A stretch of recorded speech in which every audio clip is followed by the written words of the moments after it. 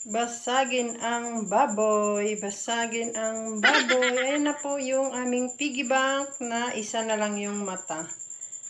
So, ito na po yung aming naipong 20 at saka 10 pesos. Ay, hindi pala. Ipon ni Mr.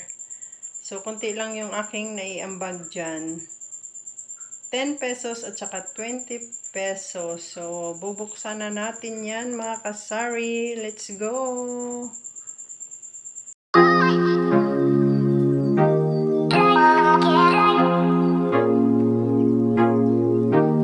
Hello guys! Ito na po. Bubuksan na po namin yung aming ipon.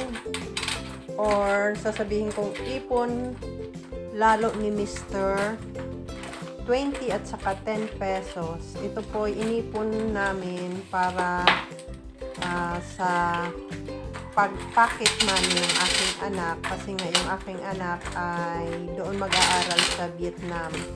So, malayo pa lang ay nag-ipon na si Mr. ng 20 at saka 10 pesos. Pero ako, konti lang yung aking hinuhulog. So, many times na kami nag-iipon. Noon nga ay sa banga. So, ngayon naman kay Piggy. So, ginamit pa rin namin yung mga piggy bank. Hindi namin tinatapon. Nilalakihan lang namin yung butas. So, ayan na. Medyo nahirapan na kami dukutin yung yung mga pera sa loob. So, ito po yung ipon namin ngayong 2023. So, late upload na po ito guys. Kasi nga, mahirap pang-edit. So, late na to. At nandun na nga yung aking anak sa Vietnam. So, tapos na natin guys na ilagay na sa lamesa ang ating ipon kay Piggy Bank. At nakita ko yung isang mata ni Piggy. Ayan, yung isa naman ay nawala na talaga ng tuluyan. So, dinahandahan ko lang guys sa paglagay sa lamesa kay basig mabuak ang akong lamesa makapisusta. So, ito na 20 pesos at saka 10 pesos yung ating naipon dito kay Piggy Bank. Hindi ko nasasabihin sa inyo mga kasari kung ilang months ito, basta nung after birthday yung aking 8th birthday yung aking dalaga, nag-start na uli kami. So, mga November yon, so December, nag-start uli kami. Pero, ang naghulog po nito ay Mr. ko lang kasi ako, kunti lang yung naiambag ko dito. Kasi kung maghulog pa ako, mag-ipon pa ako sa aking tindahan, alam niyo naman, kunti lang yung aking puhunan at laman ng aking tindahan. Baka makalbo na kung mag-ipon pa ako. So, paunti-unti lang ang hulog ko. Si Mr. talaga yung naghuhulog ng 20 at saka 10. Sa kanya talaga halos lahat ito dahil alam niyo naman si Mr. ay namamasada. So, nakakaipon siya ng 20 at saka 10 pesos. Although, nakakaipon ako ng 20 at saka 10 sa tindahan. Pero hindi ko siya hinuhulog sa piggy bank dahil mawawala naman ako ng aking pang-ikot ng aking puhunan sa aking sari-sari store. So, alam nyo naman, maliit lang yung aking tindahan at ngayon nga ay wala nang laman. So, ito guys ay super talagang mapapakinabangan ngayon at kailangan na rin talaga namin kunin to dahil meron kaming paggagamitan nito.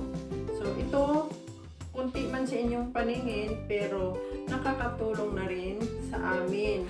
So, malaking tulong, malaking bagay na rin yung ginawa naming ipon ngayong taong 2023. Sa iba, siguro sa inyo, sa iba, no need na kayo mag-ipon dahil may mga ATM naman kayo. So, kami na ganito lang, walang mga trabaho, tindahan lang yung pinapaikot. So, need talaga namin ng mag-ipon for emergency. Tulad ngayon, kailangan na rin talaga namin siyang kuhanin kasi meron po kaming paggagamitan nito. So, ito na po mga kasari. So, ito na po yung ating ipon mga kasari. Medyo madilim tayo ngayon. dahil ano na po, mag-11 na ng gabi. Para sinadya ko po para ako na lang po yung magtikaw-tikaw dito. Kasi ayoko po ng magulo. Ito na po lahat yung ating ipon mga kasari. So yung iba ayaw po mag-ipon. So, may kanya-kanya naman tayong paniniwala. So, kami, maraming beses na po kaming nag-ipon sa aming tindahan. So, magdasal na lang po tayo sa ating Panginoon. Manalig tayo, na bigyan tayo ng magandang kalusugan, kalakasan sa ating pangangatawan. So, yun lang po. Lagi lang po tayo magdasal. At, syempre, kung humihiling tayo, sabayan din natin ng pag-iingat sa ating katawan. So, yun po, lagi po tayo mag-ingat sa ating katawan, sa ating mga kinakain. So, medyo mapaos na ako kasi parang inaantok na ako. So, guys, mga kasari, bibilangin ko na to at hindi ko na kayo isasama. So, ito na guys, kasi mag-aano na, 11:30. Bibilangin muna natin to mga kasari. Para po bukas ay may transfer na natin to sa bangko. So, maliit man ito guys o malaki ay nakakatulong din. Kahit pa paano talaga ay nakakatulong. Maraming beses na po talaga kami nag-ipon. At talagang proven and tested na nakakatulong naman talaga in times of emergency.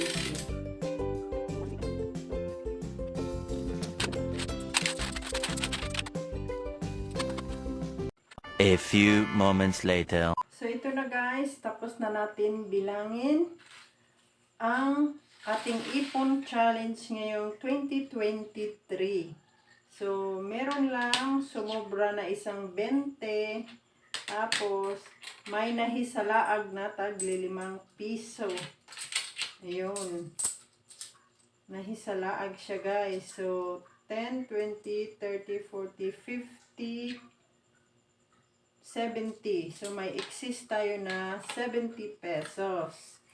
So, nabilang ko na to mga kasari. So, tagto 200 ang mga ito. So, meron tayong 10, 20, 30, 40, 50, 51, 52, 53, 4, 5, 6, 57, 59 na tag to 200. So, magkano inabot? 59 times 200 equals, meron tayong 11,800 na ipon plus 70 pesos. So, meron tayong 11,870 pesos na ipon ngayong 2023.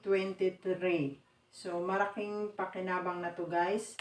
At meron tayong paggagamitan sa pera na ito. Yun lang po mga kasari. Sana maka-inspire po ito sa inyo.